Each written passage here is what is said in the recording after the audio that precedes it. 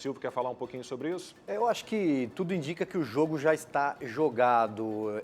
O Arthur Lira deve mesmo ser eleito presidente da Câmara. A pergunta é se o Baleia Rossi e a tal frente ampla que o Rodrigo Maia tentou montar, ele sim, o maior derrotado dessa eleição, conseguirá forçar um segundo turno para levar a eleição para a madrugada, tentar alguma surpresa de última hora. Mas eu não acredito que haja cartas mais na manga para serem sacadas. O Rodrigo Maia perdeu essa eleição, ele que fez de tudo para tentar montar uma tal frente que, enfim, só ganhou manchetes nos jornais que fazem torcida contra o governo e aí, nas últimas horas, viu tudo isso desidratar, inclusive com a debandada do seu próprio partido, ele que não consegue sequer mais cuidar do seu próprio quintal, o Partido Democratas. Lembrando que ele, aliás, foi o primeiro presidente do Democratas quando o PFL acabou repaginado. No Senado, o jogo, para usar a mesma expressão, já está jogado há muito tempo. Rodrigo Pacheco vai vencer essa eleição. A Simone Tebet não conseguiu reunir maioria.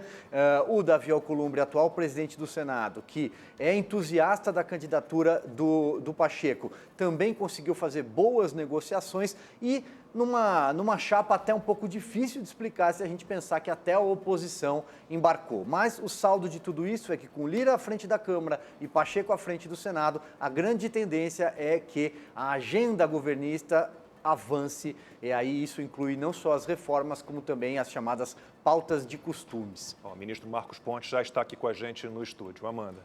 Eu acho que, se confirmado o atual favoritismo, tanto do candidato do governo Bolsonaro na Câmara como no Senado, né, o Arthur Lira e o Rodrigo Pacheco, vai representar a maior vitória do governo. Eu correria o risco de dizer a maior vitória desde a votação da reforma da Previdência. Essa será a grande vitória do Bolsonaro. Vai marcar uma mutação, uma metamorfose nesse segundo biênio do governo. Por quê? Porque primeiro vai indicar uma ruptura clara com o discurso que elegeu o bolsonarismo e demonizava, condenava o toma lá da cá e o Centrão, né? Porque agora, na verdade, o governo Bolsonaro está se aliando ao Centrão, entrou pesado para Arthur Lira chegar lá, né, com a troca de cargos e verbas, e agora a gente vai ter provavelmente uma reforma ministerial logo após a eleição na Câmara.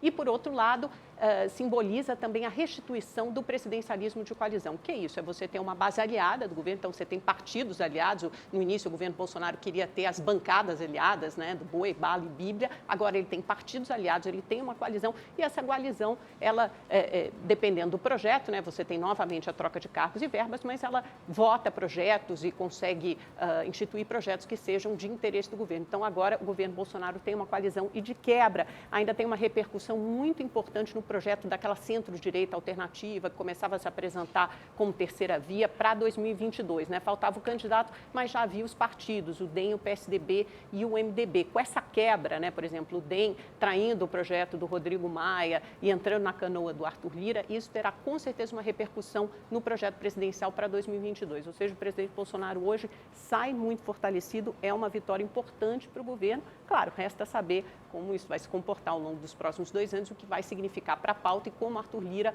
vai se comportar à frente da Câmara dos Deputados. Mas é uma vitória, sem dúvida. Rodrigo Constantino.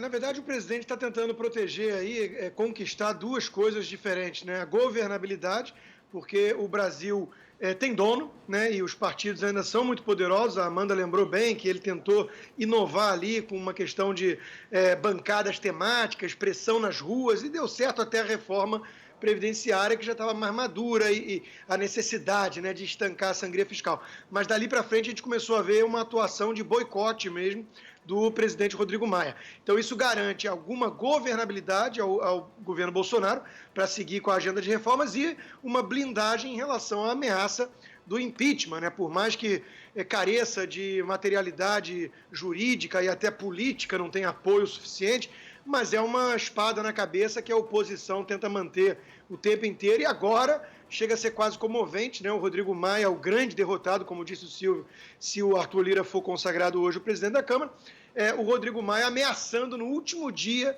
né, de mandato dele ali, de gestão à frente da Câmara, com desengavetar algum desses pedidos fajutos de impeachment. E o mais lamentável de ver, jornalistas, né, que são militantes disfarçados, aplaudindo, ou seja, pregando abertamente uma espécie de golpismo, né, de boicote final nesse ato que seria a cereja do bolo de uma gestão sofrível, para dizer o mínimo, do Rodrigo Maia. Quero ver agora, estou curioso, como é que vai ser ele voltando a frequentar voos comerciais. Ele vai ver o tamanho real da sua popularidade.